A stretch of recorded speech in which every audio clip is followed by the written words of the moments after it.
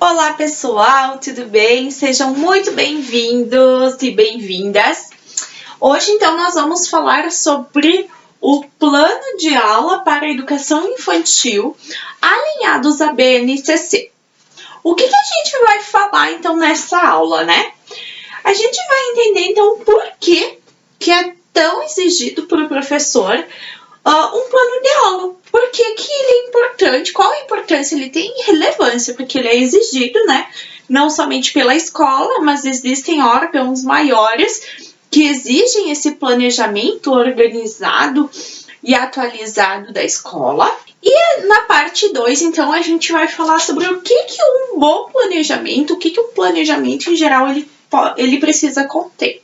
Vamos falar, então, sobre a importância do planejamento em sala de aula. Primeira coisa, com o planejamento o professor consegue saber o que ele vai ensinar, como ele vai ensinar, por que ele vai ensinar aquilo ali, né? Ele tem algo mais claro, ele não fica assim sendo levado pela maré ou no meio, né, de uma salada epistemológica, sem saber como agir. Além disso, o plano de aula, ele dá ao professor uma segurança maior em sala de aula, principalmente para quem está começando. Ele dá uma tranquilidade,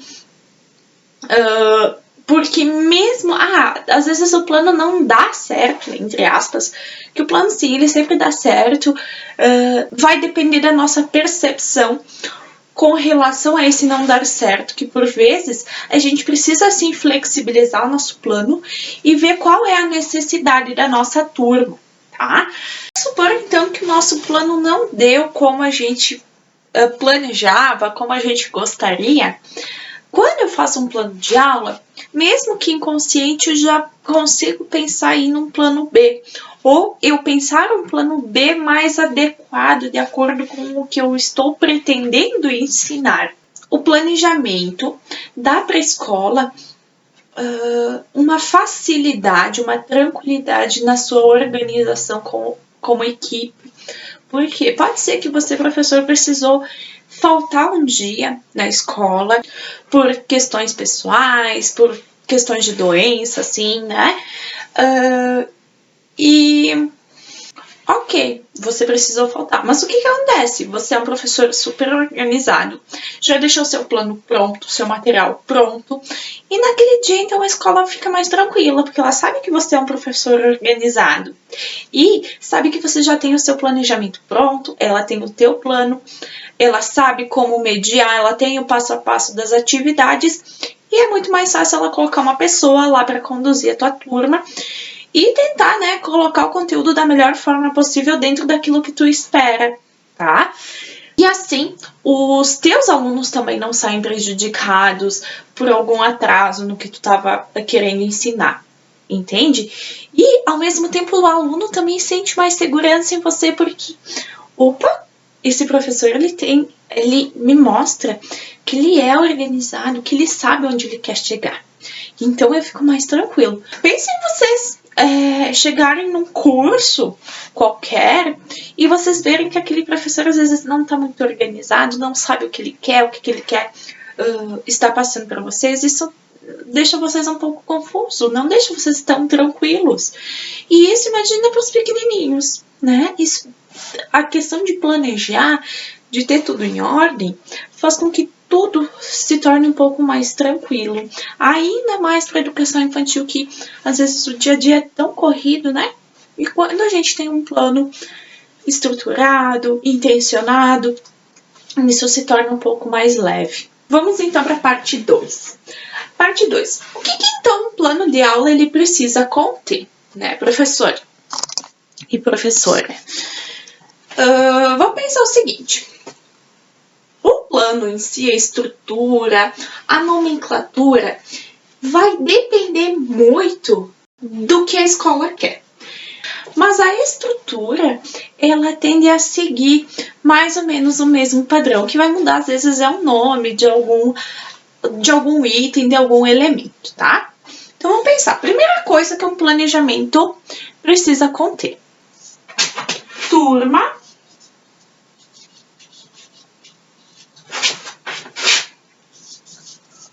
ou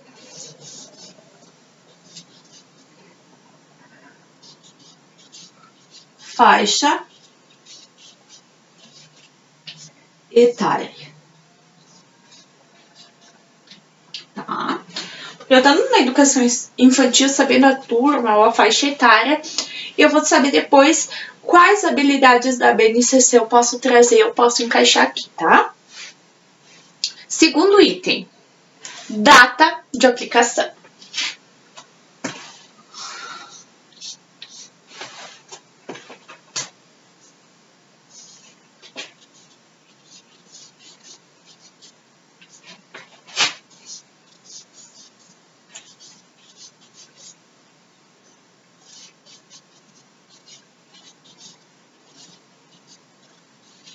Muito importante, né, pessoal? Por que a data de aplicação é importante?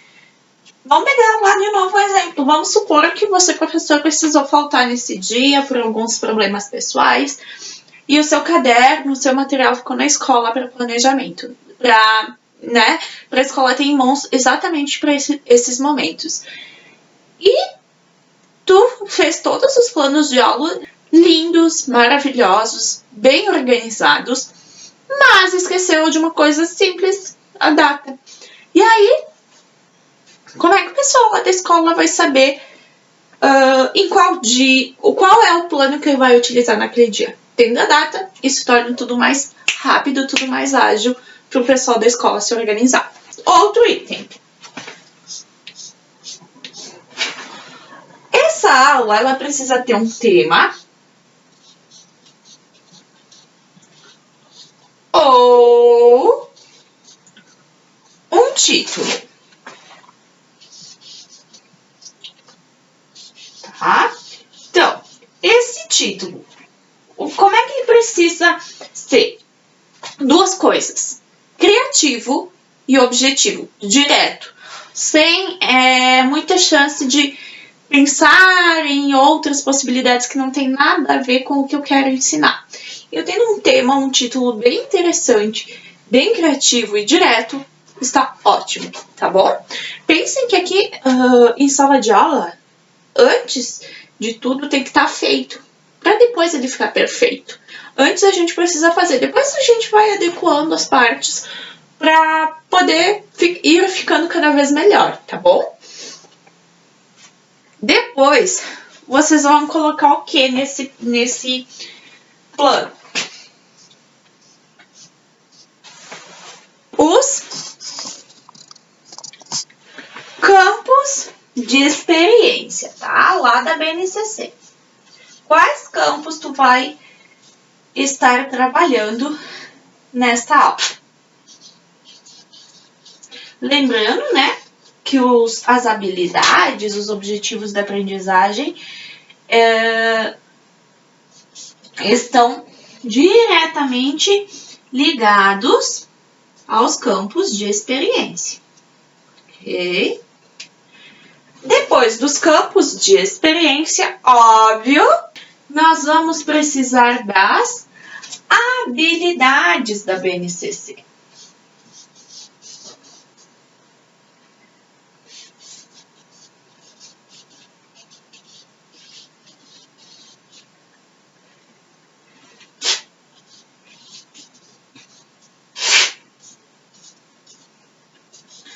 Depois das habilidades, eu preciso ter claro aqui o que eu quero que os meus alunos desenvolvam, façam na minha aula. Então, eu vou precisar dos objetivos, tá? Nessa parte, o que pode mudar de uma escola para outra? Pode ser que algumas escolas queiram o objetivo geral da tua aula, o que tu quer como um todo com aquela aula, ou com aquele conjunto de aulas, e os objetivos específicos, o que tu quer exatamente para aquela aula, para aquele momento. Aqui a gente vai focar somente no objetivo específico, que é geralmente o que a maioria das escolas pedem. E o que os objetivos específicos eles precisam ter, obrigatoriamente, tá? Eles devem ser de 1 a 4 no máximo nesse plano de aula. Devem sempre iniciar com o verbo no infinitivo, então, realizar, observar, analisar, compreender, tá? Sempre começando com esse verbo no infinitivo. Depois, aí sim vem o desenvolvimento da aula, tá?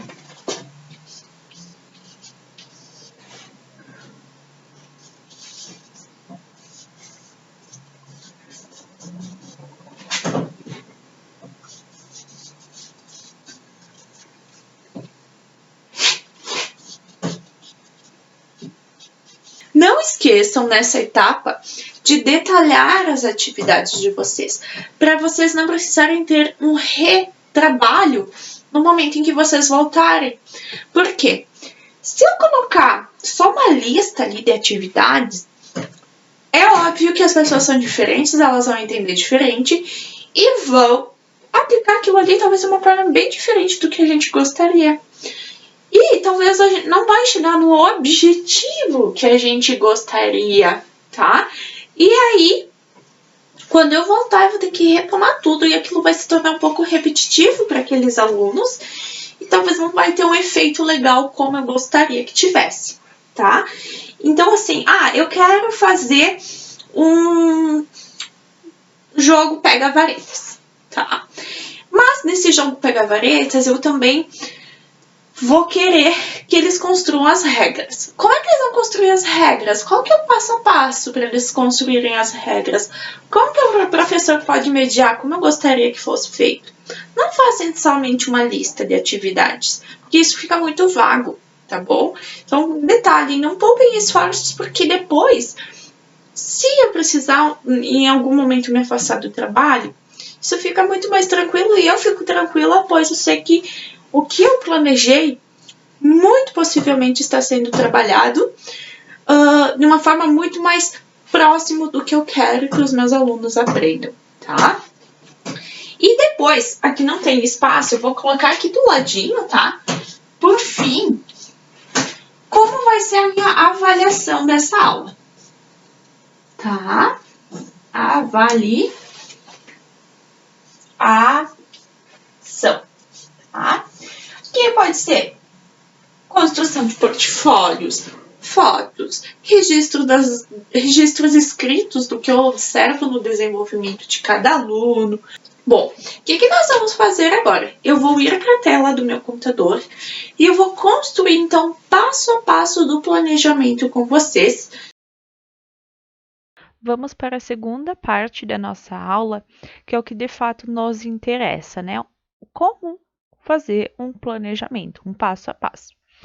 O que eu trouxe para vocês aqui? Eu já coloquei partes dele já pronto, e eu gostaria que aos poucos você fosse pausando o vídeo e fazendo o seu planejamento de acordo com o que você, de acordo com o que se encaixa na tua realidade e de acordo com o que vem aí na tua mente, o que tu vai pensando.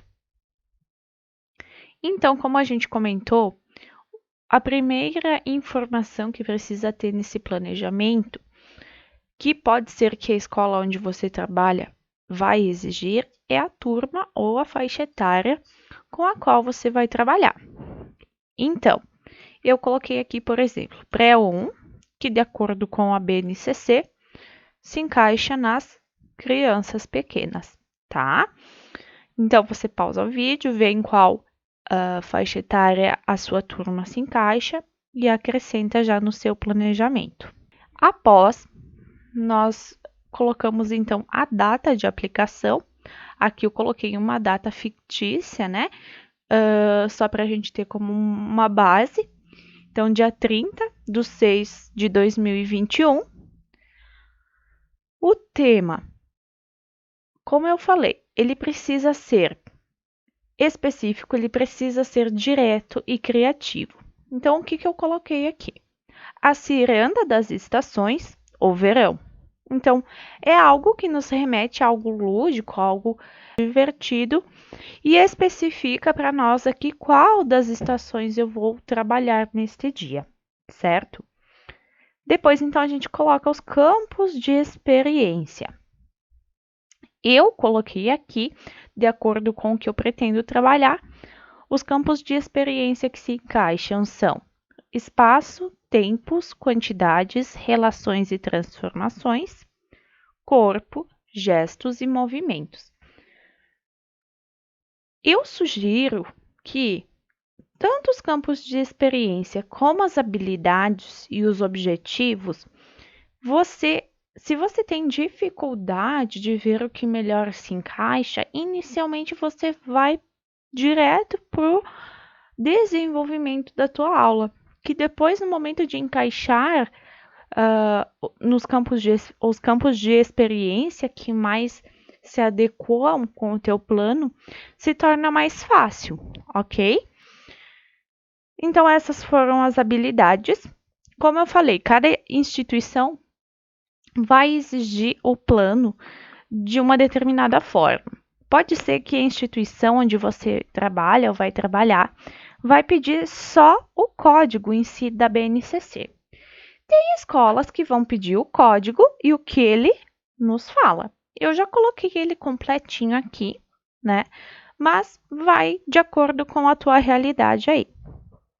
Então, eu coloquei 3 habilidades e os objetivos eu deixei ele em branco aqui, porque eu vou querer fazer ele com vocês, para que vocês possam entender melhor como fazer essa parte, porque por vezes a gente confunde qual é o objetivo para o aluno e qual é o objetivo para o professor.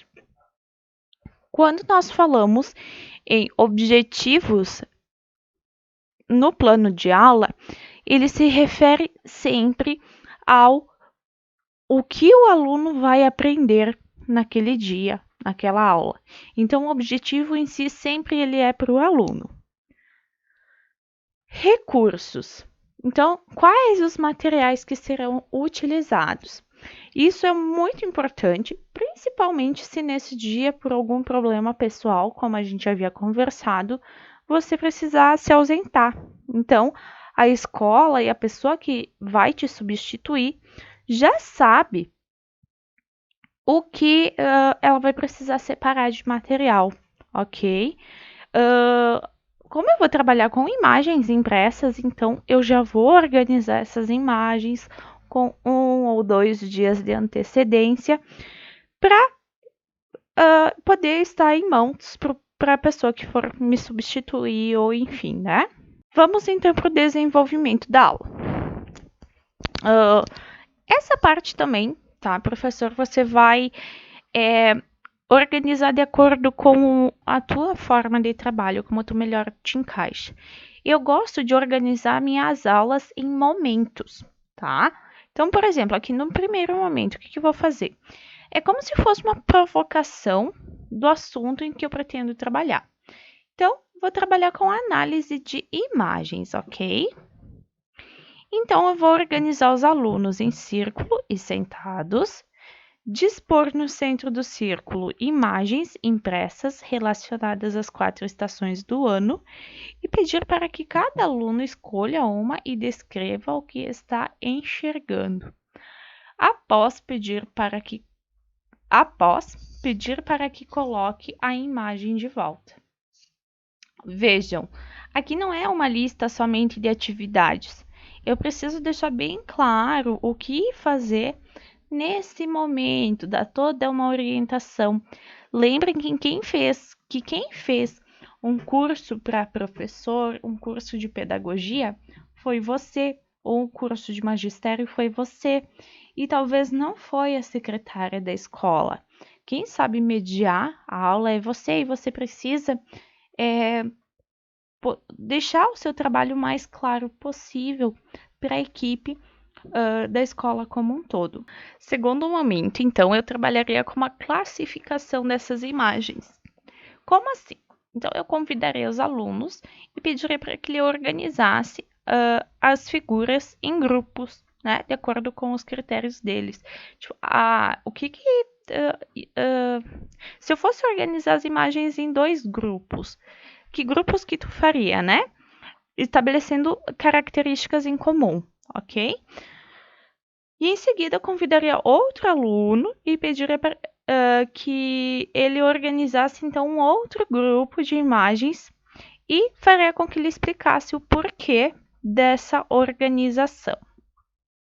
Então, aqui eu já coloquei as imagens que eu pretendo trabalhar, tanto na atividade 1 como na atividade 2. Ou o que eu proponho aqui, nesse momento de classificação, é não eu impor os meus critérios de classificação, deixem com que os alunos criem os seus próprios critérios.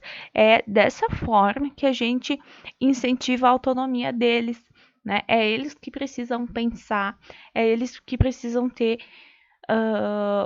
ser autores, né, desses momentos, ok? Terceiro momento, a hora da mímica. Então, o que eu faria? Eu iria preparar alguns cartões com atividades que costumam ser realizadas no verão, sempre utilizando imagens, como já é um pré, né? Talvez imagens com a escrita de uma palavra embaixo, em letra palito, né? Para eles já relacionarem imagem e palavra, tá?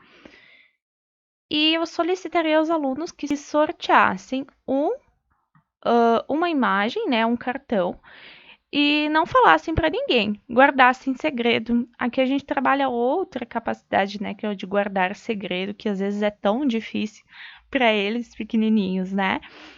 E convidaria eles, um de cada vez, para representar por meio de gestos o que foi sorteado até a turma adivinhar. Então, aqui alguns modelos, né, de imagens que eu poderia estar colocando para esse sorteio. E um quarto momento que serviria como um registro da aula, né, eu elaboraria de forma coletiva um gráfico de barras coletivo com os alunos. Prepararia então um cartaz com o título Atividades de verão preferidas da turma. Na parte inferior do cartaz, colar uma ao lado da outra as imagens utilizadas na atividade 3 da mímica.